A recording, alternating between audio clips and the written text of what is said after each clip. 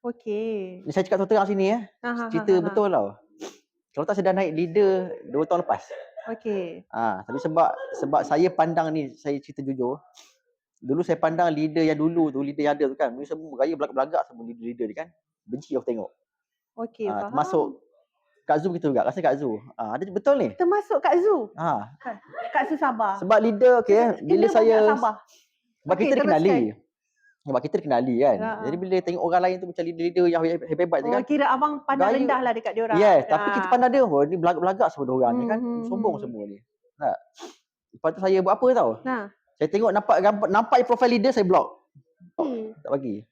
Termasuklah Miss Ellie ada. Miss Ellie, Oh, Kak block Zu. sekali? Saya Miss block. Ellie semua? Saya block. Oh. Sebab apa? Sebab satu, saya takut apa tau? Takut orang tiru cara saya. Okey. Sebab saya nampak dia orang tiru. Okey. Faham tak? Saya punya keberanian saya dalam sosial media, dalam marketing, saya nampak ada pattern, dia tiru aku ni.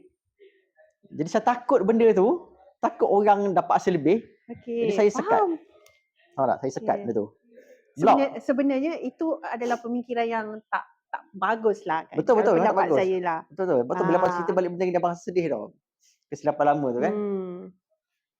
Sebenarnya kalau orang tu tiru cara kita ataupun orang tu ambil apa yang kita buat, dia follow, itu merupakan dia idola dengan kita tau. Dia nak follow kita, dia nampak kita ni bagus dan kita ni dia nampak kita ni berjaya sangat dah. Sebab tu dia nak follow kita. Sebenarnya itu orang yang follow kita rapat tu adalah tindakan yang baik sebenarnya untuk kita tarik audiens yang lain juga untuk mengenali kita. Betul. Sebenarnya. Tapi silap Abang Haizal, dia pergi block.